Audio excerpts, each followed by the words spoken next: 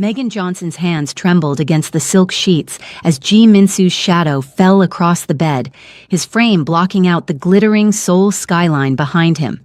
The city lights cast his face in sharp relief, all dangerous angles and darker intentions. Her heart hammered so violently she was certain he could hear it in the silence of his penthouse bedroom. Scared? His voice was velvet over steel, that slight Korean accent making every word sound like a threat and a promise tangled together. She should lie, should say no. But when her gaze dropped, just for a second, God help her, and traveled down the muscled planes of his chest to where his hands worked the belt at his waist, the words that escaped were pure instinct. That's too big. The whisper hung between them like confession, like surrender. Min-soo went completely still, then his lips curved into something that wasn't quite a smile, something far more predatory. He moved closer, the mattress dipping under his weight, and Megan's breath caught as his tattooed hand cupped her jaw with surprising gentleness. "I'll be gentle," he murmured against her temple, and she hated how her body responded to the dark promise in those words. Hated how every logical thought scattered when his thumb traced her racing pulse. "I promise you, Megan, I'll take care of you." But nothing about this man screamed gentle.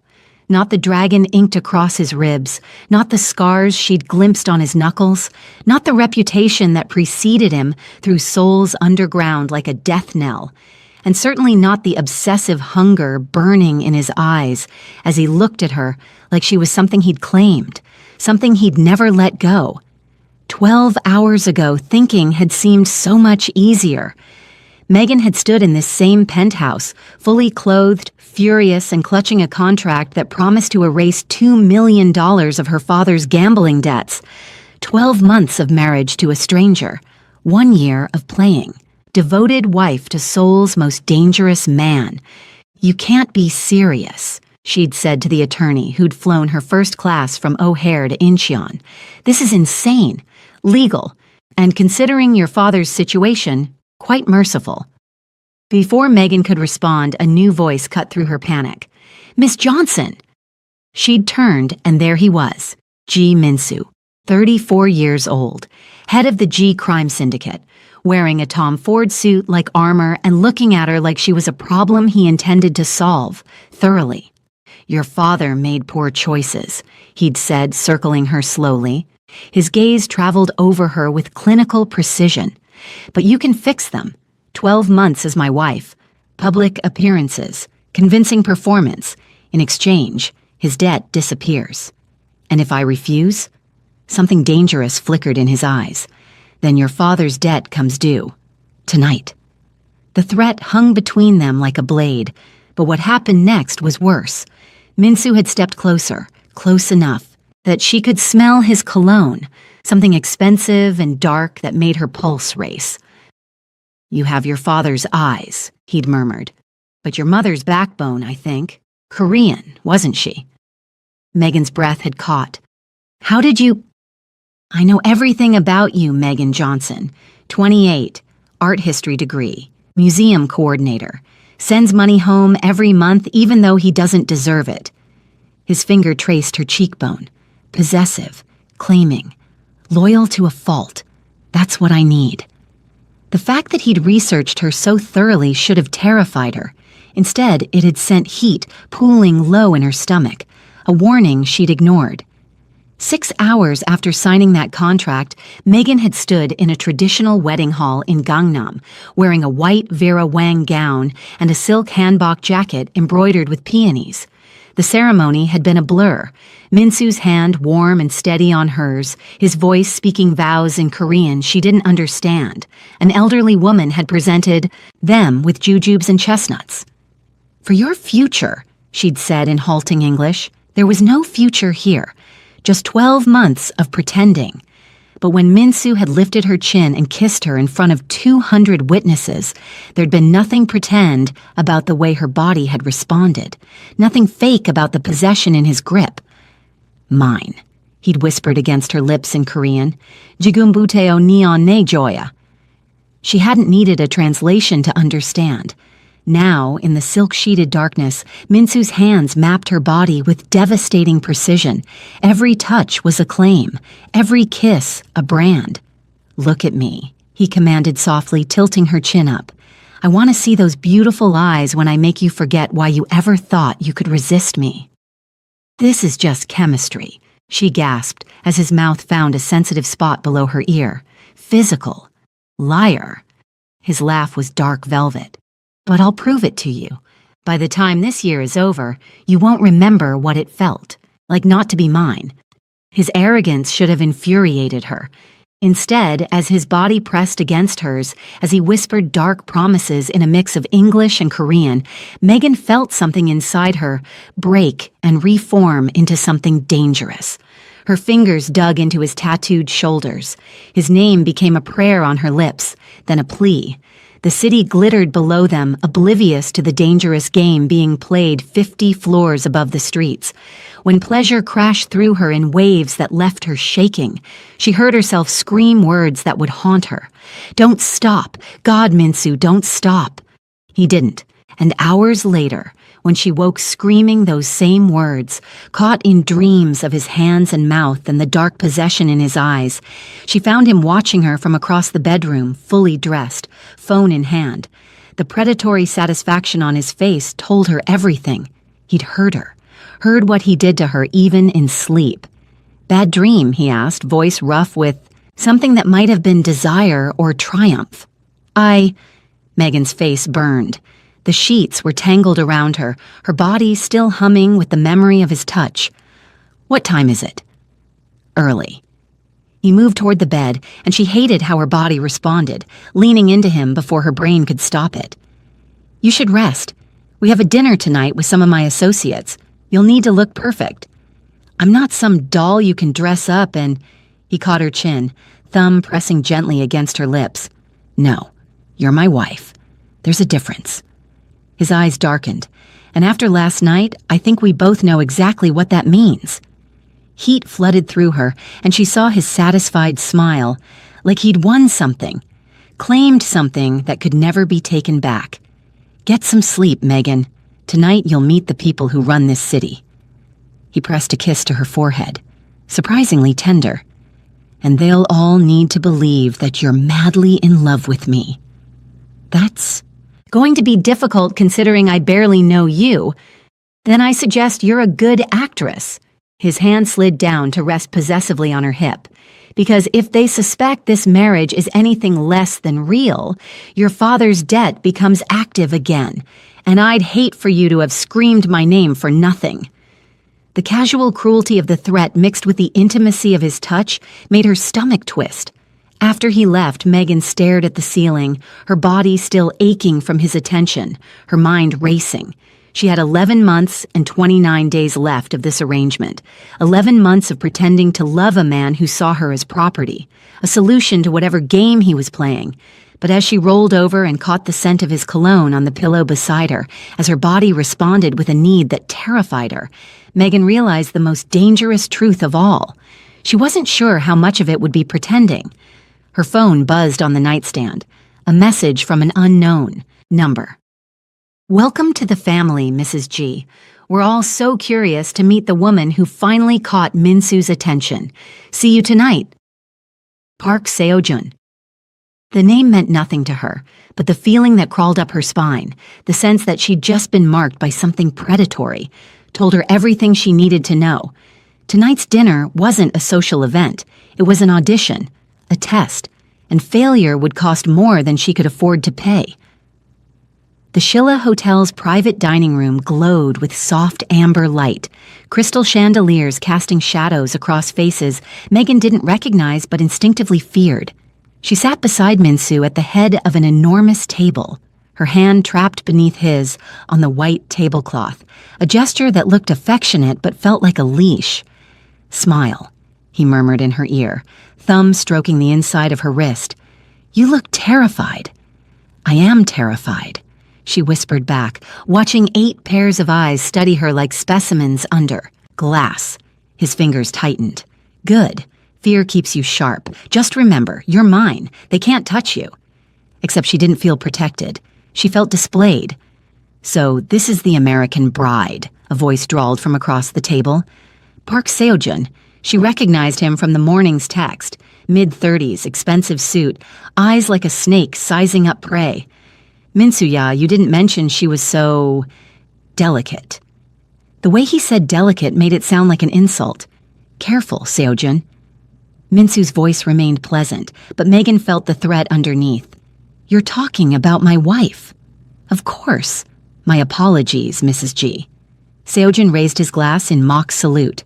I'm simply surprised. Our Minsu usually prefers women who understand our world. Tell me, what does a museum coordinator from Chicago know about the family business? The table went silent. Megan's chest tightened as everyone waited for her response. She could feel Minsu's expectation pressing against her like a physical weight. I know that family means loyalty, she said carefully, meeting Seo-jun's gaze, and that some debts are paid in different currencies. A woman to Seo-jun's left, beautiful, cold, wearing diamonds that could fund a small country, laughed softly.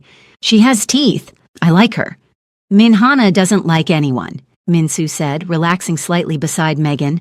Consider yourself honored. Hana's smile was all edges. I simply appreciate honesty. Too many women play innocent when they marry into this life. Her eyes raked over Megan with clinical precision. But you know exactly what you signed up for, don't you, Mrs. G? Did she?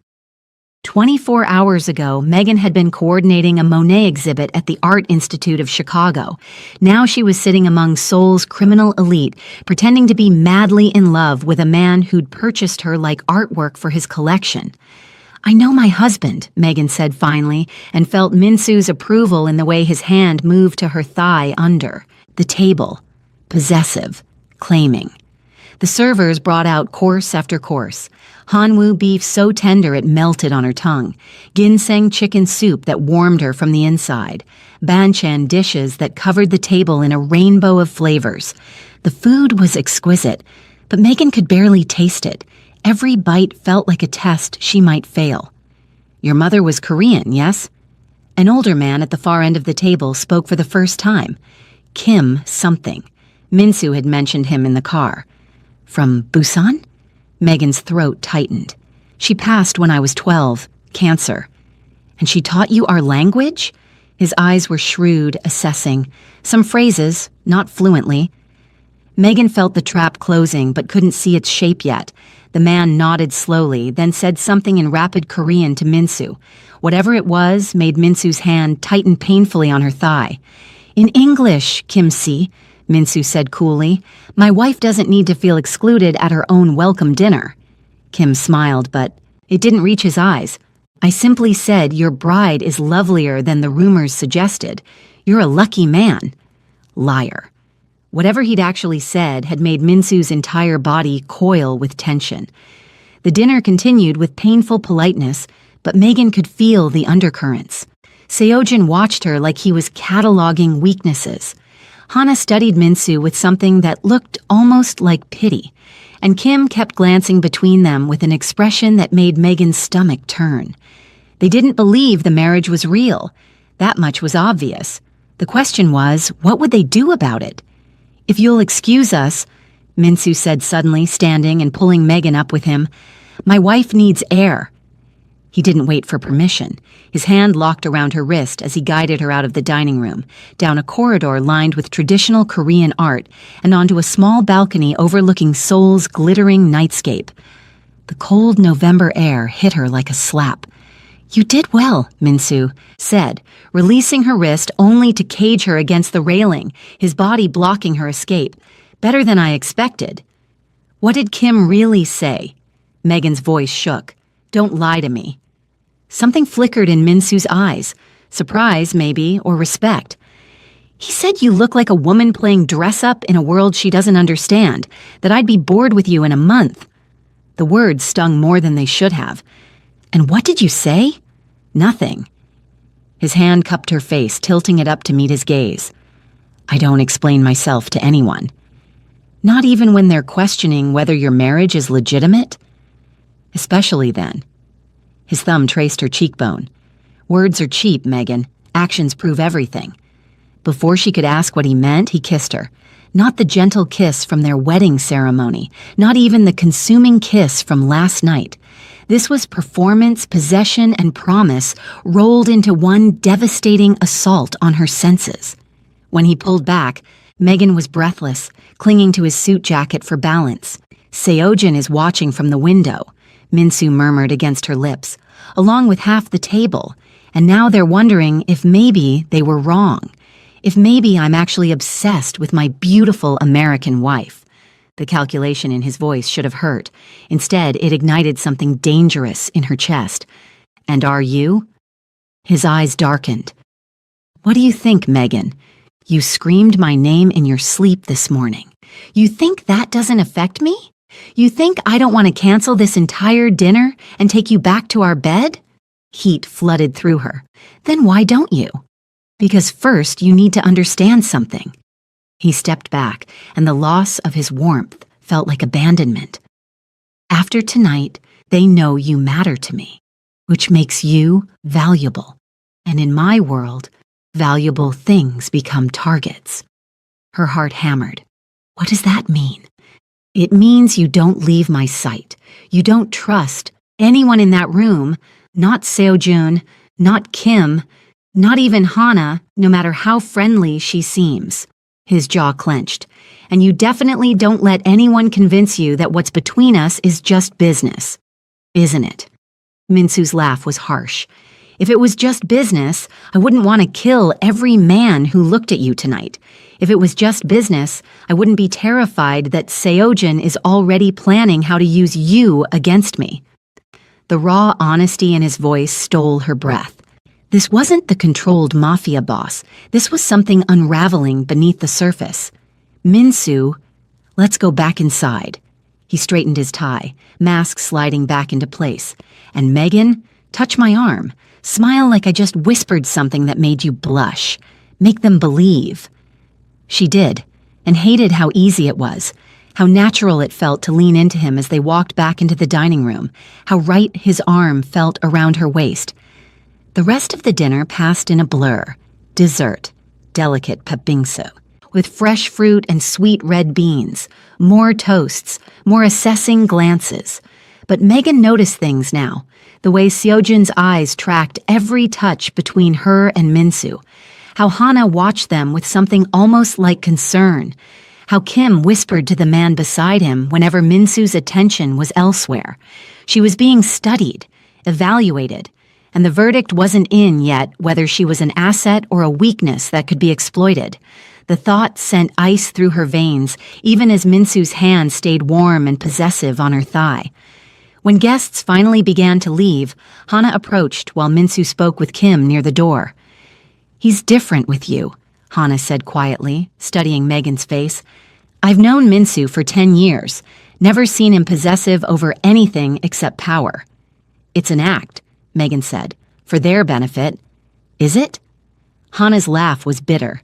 "Then he's a better actor than I thought, because the way he looks at you, that's not strategy, Mrs. G. That's obsession.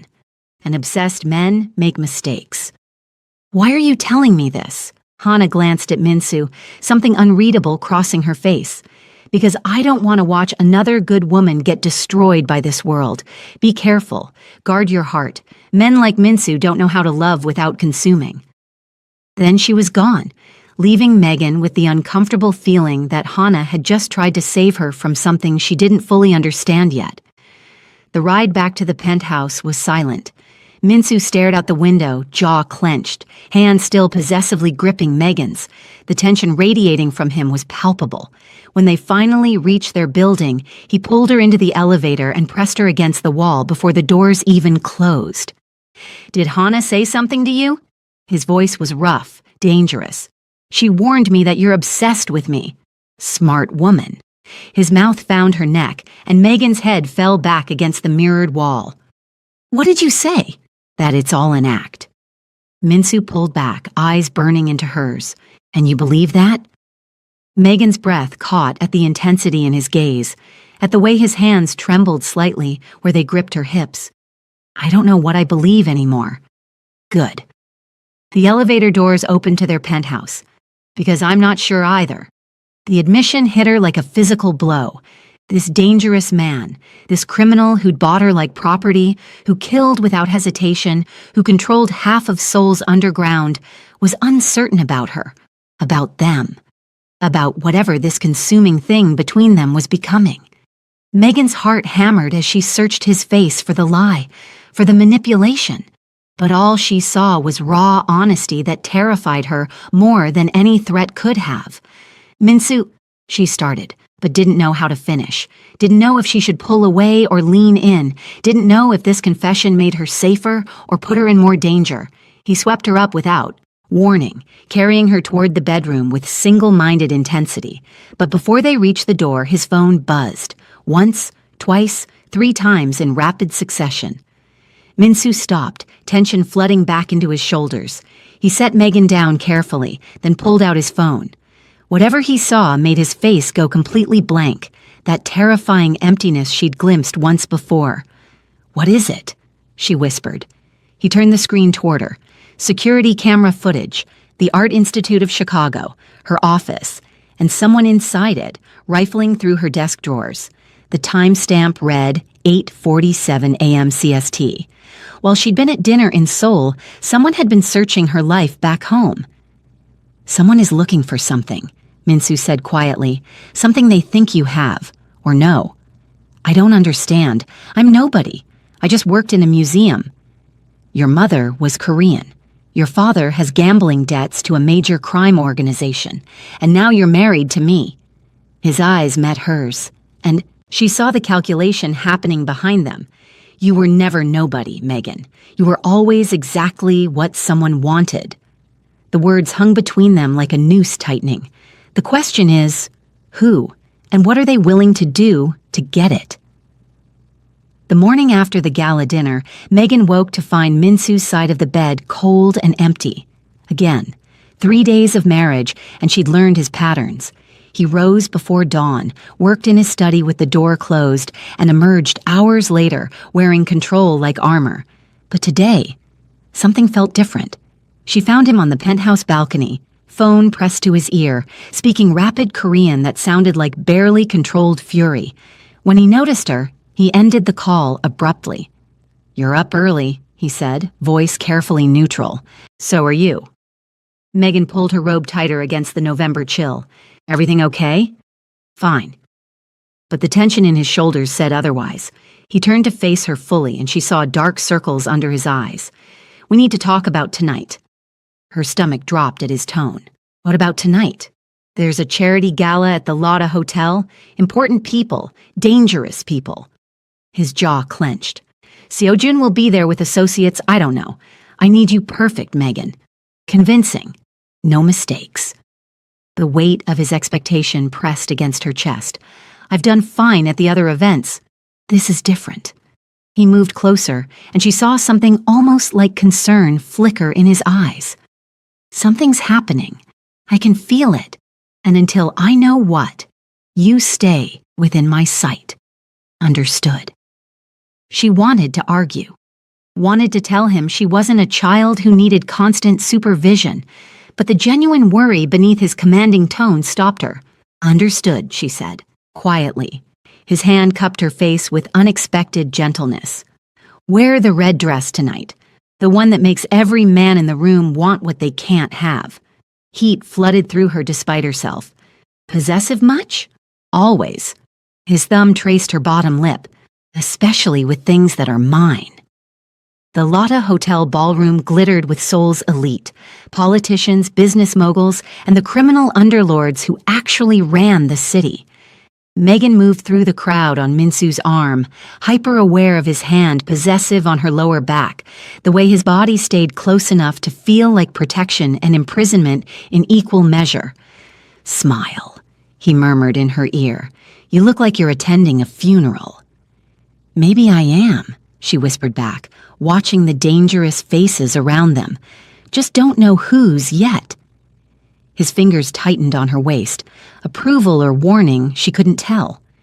They were halfway through endless introductions when Min Hana appeared, stunning in black. diamond necklace catching the light. She leaned in to kiss Megan's cheek and whispered so quietly only Megan could hear. "Ladies' room. 10 minutes. It's important." Then she glided away before Megan could respond. Her heart hammered. What could Hannah possibly need that required secrecy? And more importantly, should she go? The question haunted her through the next several conversations. Minsu introduced her to businessmen who looked at her like a curiosity, women who studied her with barely concealed disdain, and through it all, she felt watched, evaluated, like she was performing in a play where everyone knew the script except her. When Park Seo-jun finally appeared with two unfamiliar men, Minsu's entire body went rigid beside her. "Minsu ya," Seo-jun said warmly, though his smile was all teeth. "I need to discuss the Gangnam situation, privately. Perhaps your lovely wife could powder her nose while we talk business." It wasn't a request. Megan felt the power play happening. Seo-jun forcing Minsu to choose between maintaining his authority and keeping her close. Minsu's hand found hers, squeezed almost painfully. "5 minutes," he said quietly, eyes locked on hers. "Then I come find you." The threat and promise in those words made her shiver. The bathroom was empty except for Hannah, who paced near the sinks like a caged animal. "You came," Hannah breathed. "Good. We don't have much time." "What's this about?" Megan's voice came out steadier than she felt. Hannah stopped pacing, faced her directly. "I'm about to tell you something that will change everything. But first, do you know why your father really sent you here?" Megan's chest tightened. "His gambling debts don't exist." Hannah's words fell like stones. "Your father never gambled away $2 million, Megan. He stole it. From Minsu's organization, over 6 months while working as one of their accountants." The floor seemed to tilt. "That's not possible." When Minsu discovered the theft, your father panicked. He'd already spent most of the money, couldn't pay it back. Hannah pulled out her phone with shaking hands. So he made a deal, offered Minsu something more valuable than cash. "Me." The word came out hollow. "You." Hannah's expression held something like pity. "But that's not the worst part. Your father didn't just offer you to settle his debt. He offered you to Seo-jun first." Megan grabbed the counter for balance. The marble was cold and solid under her palms, the only real thing in a world that had just shattered. Her father, the man who'd taught her to ride a bike, who'd cried at her college graduation, had sold her. Twice. Like she was nothing more than currency in whatever sick game he was playing. 3 months ago, your father approached Seo-jun with information about Minsu's operation, financial records, shipping routes, everything needed to take down Minsu's empire. Hannah's voice dropped to barely a whisper, but Seo-jun wanted insurance, wanted leverage to make sure your father wouldn't double-cross him. So your father suggested placing you inside Minsu's organization as his wife. "Why are you telling me this?" Megan's voice cracked. "Because Seo-jun sent me to befriend you, to gather information through you, to report back on Minsu's weaknesses." Hannah's eyes were haunted. "But I've been watching you both for 3 days now, and what I see terrifies me." "What do you see?" "Minsu changing because of you, getting possessive, distracted." Hannah gripped Megan's shoulders. "I've known him 10 years, never seen him lose control over anything. But with you, he's different, dangerous, and that makes you the perfect weapon." The words landed like blows. Every tender touch, every whispered promise, every time she'd screamed his name, all of it took on new, sinister meaning. Maybe Minsu had known from the start, known she was sent to destroy him, and married her anyway because he was better at this game than her father could ever be. "Does Minsu know?" Megan managed. "About my father and Seo-jun?" "I don't know what Minsu knows, but I know what Seo-jun is planning."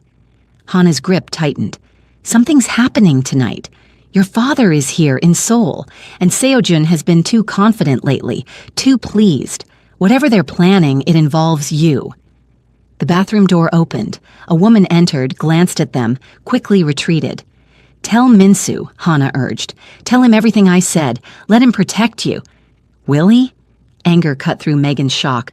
Or will he use me as bait like everyone else? Megan, I need to think. She turned toward the door on legs that felt like water. But when she opened it, Minsu stood on the other side, and the expression on his face, ice-cold fury mixed with something that looked almost like hurt, told her he'd heard enough. Inside, he said quietly, voice deadly calm. Now. Hana went pale. Minsu, I was just trying to... Not you. His eyes never left Megan's face. My wife and I need to talk. About trust, about honesty, and about exactly whose side she's on. He gripped Megan's wrist, not painfully but inescapably, and pulled her down the corridor, past curious stairs, into a private room with floor-to-ceiling windows overlooking Seoul's glittering nightscape. Then he locked the door behind them. The silence was suffocating. How much of that was true? Minsu finally asked, his back still to her. About your father, about Seojun, about you. Megan's throat felt raw. I don't know, I just found out. Did you know? He spun to face her, and she saw the fury beneath his control. When you signed that contract, when you stood beside me at our wedding, when you screamed my name in our bed, did you know you were Seojun's plant? What?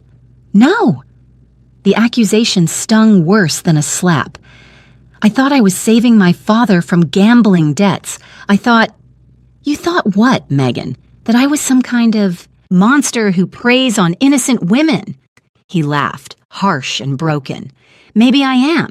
Maybe I saw you walk into my study 3 days ago and knew exactly what game your father was playing, knew you were bait, and married you anyway.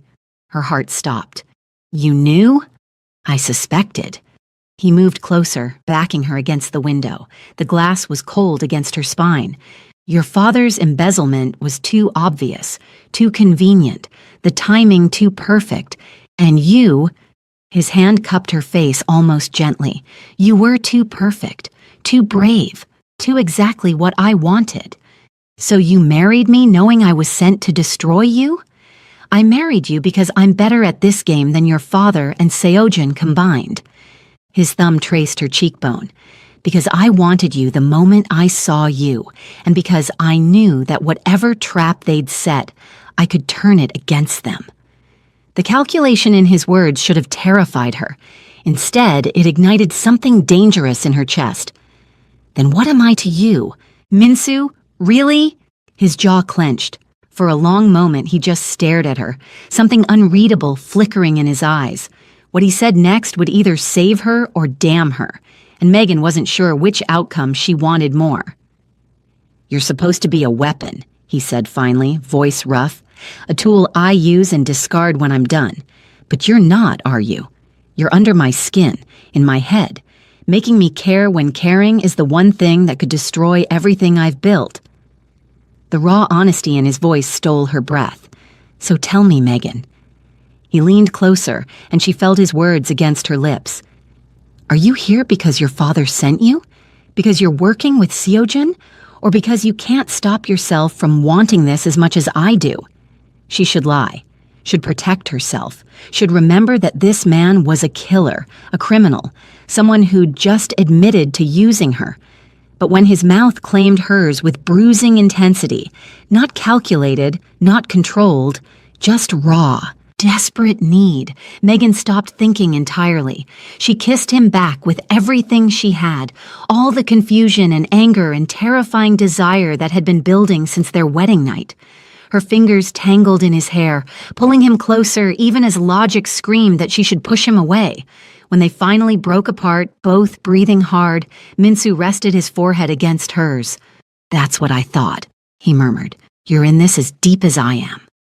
Before Megan could respond, his phone buzzed, once, twice, rapidly, insistently. Minsu pulled it out, face going blank as he read the messages. What is it? Megan whispered. They hit my warehouse in Gangnam. His voice was deadly quiet. While I was here, while I was distracted. His eyes met hers and she saw the realization forming. By you. Minsu, I swear I didn't know. I know. He stepped back, and the loss of his warmth felt like abandonment.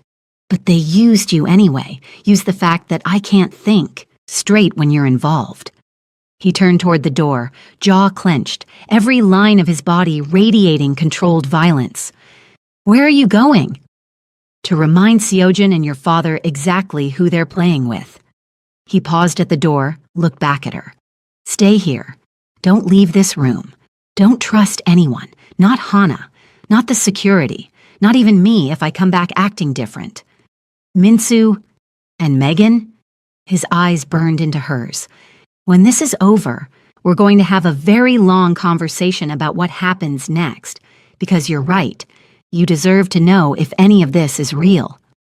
Then he was gone, leaving her alone in the room with Seoul glittering below and the terrible knowledge that she'd just become the center of a war she didn't understand. Her phone buzzed, a message from an unknown number. The warehouse was just the beginning. If you want to save him, come to the east parking garage. Alone, you have 5 minutes. Dad. Megan's hands shook as she stared. At the screen. Her father. Here. Asking her to choose. And she had absolutely no idea which choice would destroy her more completely. Megan stared at her father's message for exactly 3 seconds before making a decision that would either save her or destroy her completely. She wasn't going alone. Her fingers shook as she opened Minsu's contact and started typing. My father wants to meet. East parking garage. I'm going. Come find me. But before she could hit send, the door burst open. Minsu stood there, phone in hand, face carved from ice and fury. Going somewhere, wife? Her heart stopped. How did you... Your phone syncs to mine. He crossed the room in 3 strides. Has since our wedding night. Every message, every call, every location. I see it all. Heat flooded her face, anger mixing with something that felt disturbingly like relief. You've been spying on me? I've been protecting you. His jaw clenched. From your father, from Seojin, from yourself. Apparently, since you were about to walk into a trap alone. I was going to tell you... Were you? He held up his phone, showing her unsent message. Because it looks like you were planning to face him without me, which is either brave or suicidal. Megan's throat tightened. He's my father. I deserve answers. Something in Minsu's expression softened. You want answers? Fine, we'll get them. He pulled out his gun, checked the magazine. But you're not going alone. He won't talk if you're there. Then he doesn't talk. Minsu's voice went deadly quiet. But I'm not letting you face him without me. Not when your father's desperate enough to try anything. The protectiveness beneath his anger made her chest tight. Okay, we go together. The service elevator descended in tense silence. Minsu stood slightly in front of her, body angled protectively, one hand near his weapon. Megan watched the numbers tick down and wondered what she'd say to her father, what words existed for this kind of betrayal. The doors opened to dim lighting and rows of expensive cars, and there, leaning against a black Mercedes, was Robert Johnson, alone. But Megan saw how Minsu's eyes scanned the shadows, cataloging threats. Meggie, her father said, then his gaze shifted to Minsu. I said come alone, and I said she doesn't go anywhere without me. Minsu's voice was pleasant, but violence coiled beneath. You want to talk to my wife? You do it with me present. Robert's jaw clenched. This is between me and my daughter. You lost that right when you sold her. Minsu stepped aside slightly. But go ahead, explain yourself. I'm curious what justification you've created. Megan walked forward on shaking legs, stopped a few feet away, close enough to see the guilt in her father's eyes, close enough to see that whatever came next would change everything between them forever. Why? The word came out, broken. Robert's expression shifted. You have no idea what it's like, Meggie. Working for men like him, I took what I was owed for 6 years of laundering their dirty money. Behind her, Minsu laughed. You worked for me 2 years, Johnson, not 6, and you were paid well. The money you stole was pure greed. You don't understand. I know you approached Seojin with my financial records, Minsu cut in. I know you offered information about my operations, and I know that when he asked for insurance, you offered your daughter, like currency." The casual way Minsu laid out the facts, like he'd known all along, made Megan's head spin. "If you knew," she said slowly, turning to Minsu, "why marry me?" His eyes met hers. "Because you weren't part of his scheme. You were a victim. And I decided if your father wanted to trade you like property, I'd make sure you ended up somewhere safer than with Seojin." "That's bullshit," Robert spat. "You married her for leverage." "Had. Past tense." Minsu smiled dangerously. "You're not leverage anymore. You're just a problem I'm deciding whether to eliminate." Robert's hand moved toward his jacket. Minsu's gun was out and aimed instantly. "Don't." Minsu's voice was flat. "Whatever you're reaching for, you'll be dead before you clear your pocket." "Dad, please," Megan said urgently. Robert's hand froze. His eyes, desperate, wild, met hers. "I'm offering you a way out, Meggie. We leave together, disappear. You don't have to stay with him." For a moment, Megan felt the pull of it, the escape, the safety of the familiar, even if that familiar had betrayed her. "You're not offering freedom," she said quietly. "You're offering another cage, just with you instead of him." "I'm your father." "No." The word came out sharp. "A father protects his daughter. You traded me like property. You pointed me toward danger and called it salvation. That's not love, Dad, that's cowardice." Robert's face crumpled, then hardened. His hand dove into his jacket. Everything happened in seconds, and Robert pulled a gun. Minsu fired. The shot echoed through the garage, but Minsu hadn't aimed to kill. The bullet hit Robert's shoulder, spinning him. The gun clattered to concrete. Robert dropped to his knees, clutching his bleeding shoulder. "That was your only warning," Minsu said, weapon still trained. "Next one goes through your skull." Megan stood frozen, watching her father bleed, watching him look up at her with desperation and regret. She'd walked into this garage as someone's daughter, but the woman standing here now, watching her father's blood pool on concrete, wasn't that person anymore. "Please," Robert gasped. "Meggie." "My name is Megan." Her voice was steady. "And you don't get to call me anything anymore." She turned to Minsu. "Can we go? I'm done here." Minsu studied her face, then nodded. He made a brief call in Korean. Within minutes, 2 men appeared, moving toward Robert with clinical efficiency. "They'll patch him up and put him on a plane," Minsu said. "He'll live. But if he comes back, if he contacts you again—" "I know." Megan's voice was hollow. "No." Minsu's hand found hers. "You'll tell me what you want done, because you're my wife. Your choices matter, even about him." The words, "your choices matter," hit harder than anything else tonight. They rode the elevator in silence. When the doors closed, Megan finally let herself feel it. The betrayal, the loss, the death of the father she'd thought she knew. She sagged against the wall. Minsu caught her, pulled her against his chest, and let her cry without saying a word. By the time they reached the penthouse, Megan had no tears left, just a hollow ache where her family used to be. Minsu guided her to the couch, poured whiskey she didn't ask for but drank anyway. "You've been tracking everything I do since our wedding," she said finally. "That's a massive invasion of privacy." "It is." He sat beside her. "And I'm not going to stop, because in my world, the people I care about become targets, and I won't lose you because I respected your privacy more than I valued your life." The brutal honesty should have infuriated her. Instead, it sent heat through her, a response she was learning to stop fighting. "I should hate you for that." "Probably." His hand found her face. "Do you?" Megan searched his eyes. "I don't know what I feel anymore, except tired and scared and weirdly safe when I shouldn't be." "Safe is good." His thumb traced her lip. "I can work with safe." Her phone buzzed. Both tensed. Minsu pulled it from her pocket, face going blank. "What?" she asked. He turned the screen toward her. A message from Seojun. "Your father failed. But don't worry, Mrs. G. I have other plans for you, much better plans. See you very soon," and attached. A photo that made Megan's blood run cold. Her mother, young, smiling, standing beside a man she didn't recognize, a man with Seo-jun's eyes. "Who is that?" she whispered. Min-soo's expression was stone. "Park Dae-sung, Seo-jun's father. He died 15 years ago." "Why is my mother in a photo with him?" "I don't know." His hand tightened on hers. "But whatever Seo-jun thinks he knows about your mother, whatever he's planning, he's not getting near you. I promise."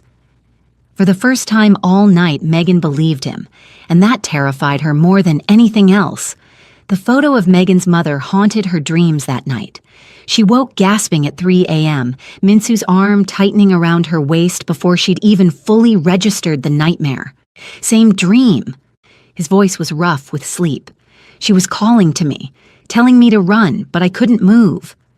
Megan's heart still raced. "Min-soo, what if my mother wasn't who I thought she was?" He pulled her closer, chin resting on her shoulder. "Then we find out the truth. Together." By morning, Min-soo had called in every favor he had, his study filled with documents, photographs, immigration records spanning decades. Megan sat curled in the leather chair, watching him work with terrifying efficiency. "Your mother, Kim So-yeon, arrived in Chicago in 1998, Min-soo said, spreading photos across his desk. "She was 23, told immigration she was a student." "She was," Megan said. "Art history at Northwestern. That's where she met my father. Except there's no record of her enrollment." Min-soo's finger traced a document. "No visa application, no student records. It's like she appeared in Chicago fully formed with a new identity." The floor seemed to tilt. "That's impossible. I have photos of her at graduation." "Forged." Min-soo pulled up digital files. "Good forgeries. Professional. The kind my organization uses for people who need to disappear." Megan's hands shook. "Why would my mother need to disappear?" Min-soo turned his laptop toward her. A newspaper article from Busan, 1997.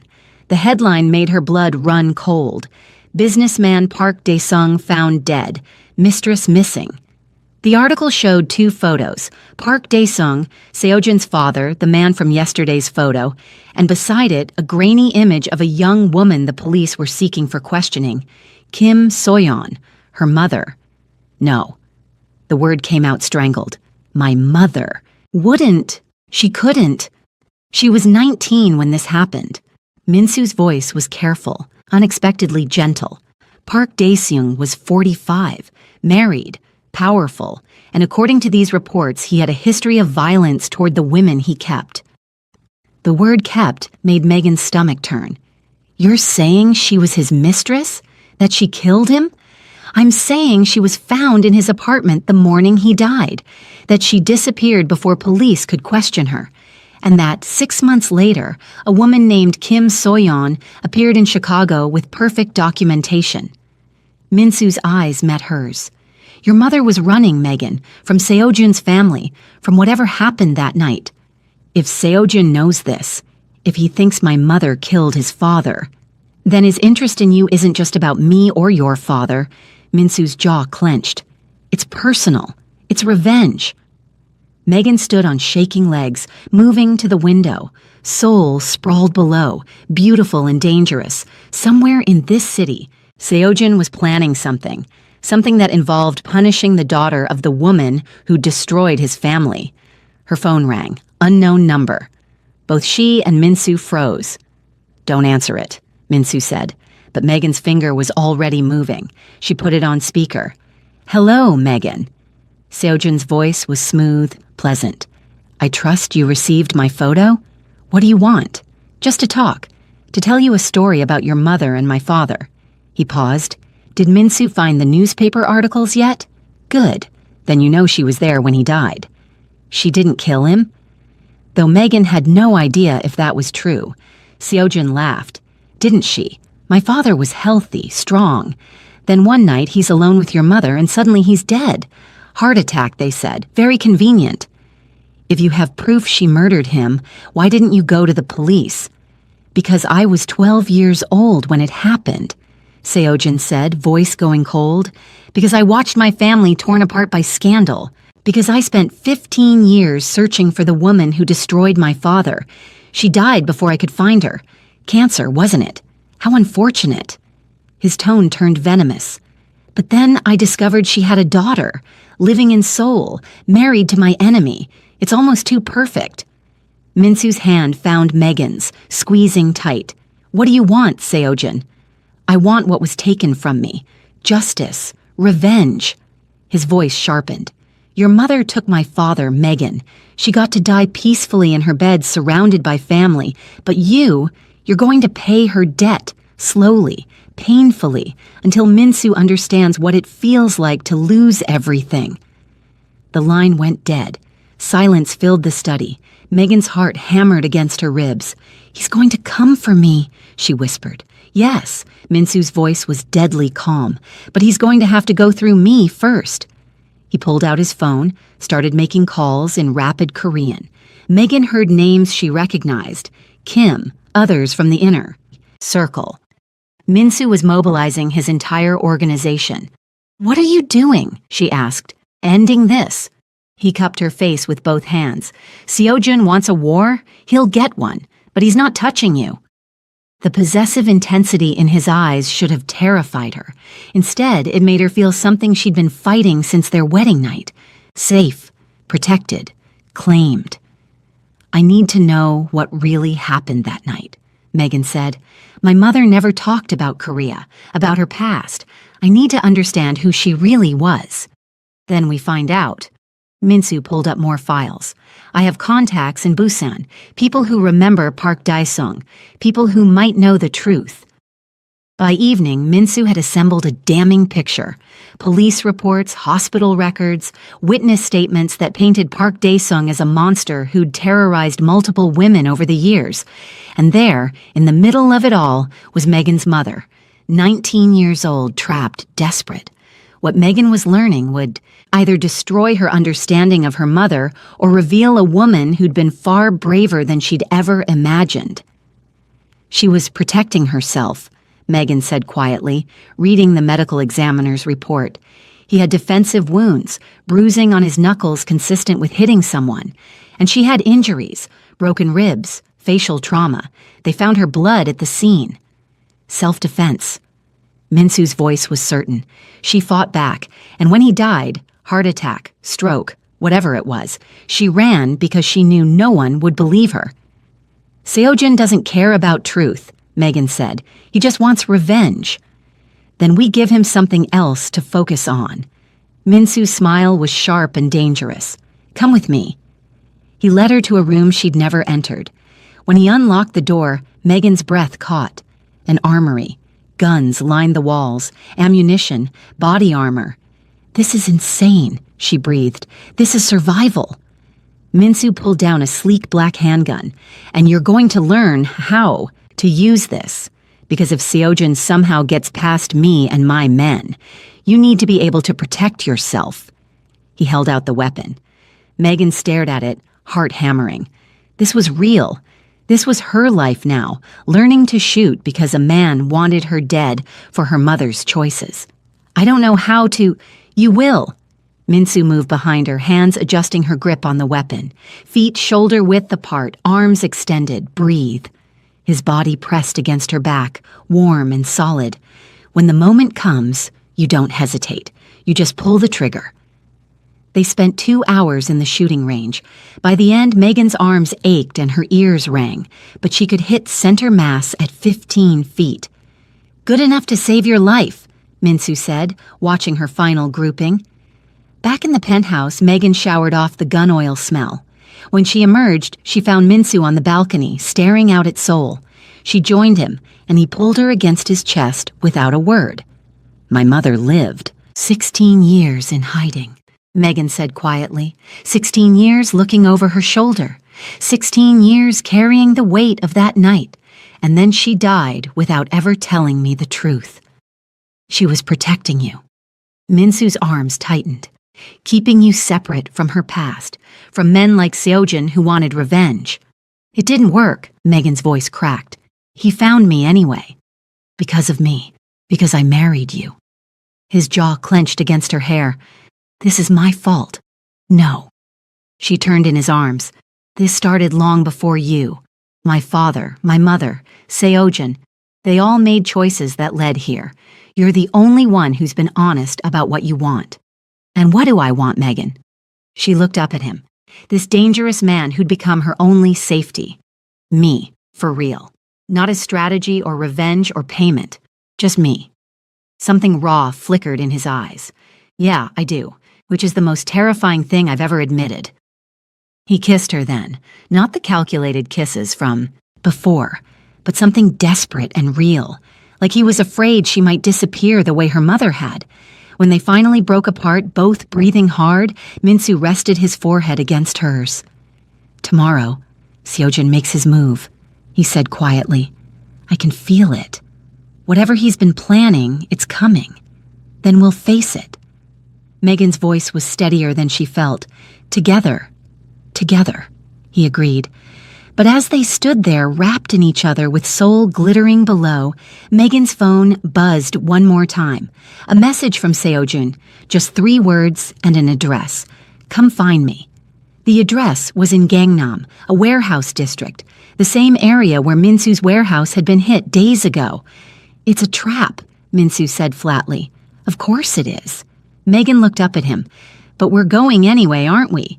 His smile was all predator. Yeah, we are. But this time we spring the trap on our terms. He pulled out his phone, started coordinating with his men, and Megan realized with absolute certainty that tomorrow would either end this nightmare or destroy them both. She was done being hunted. It was time to become the hunter.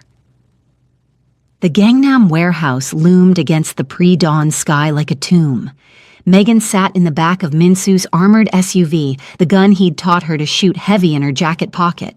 Around them, a convoy of vehicles, Minsu's entire inner circle mobilized for war. You don't have to go in, Minsu said, hand finding hers in the darkness. You can stay in the car. Let me handle Seojun. No. Megan's voice was steady despite her racing heart. He wants me. If I'm not there, he won't show himself. This ends tonight. His jaw clenched, but he nodded. Then you stay behind me, and if I give the signal, you run. What signal? He pressed his lips to her forehead. You'll know it. They entered through the main loading dock, weapons drawn, moving with precision. The warehouse was vast and dark, moonlight streaming through broken skylights. Megan's training from 2 days ago felt inadequate for what was coming, but it would have to be enough.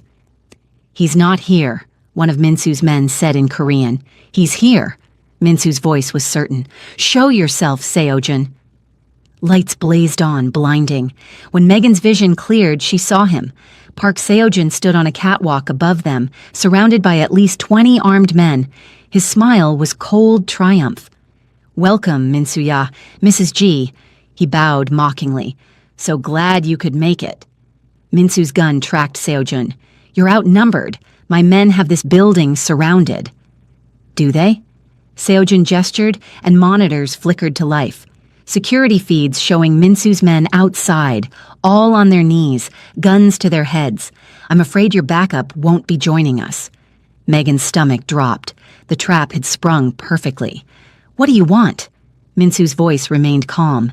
Justice. Seojun descended the stairs slowly. His men kept weapons trained on them.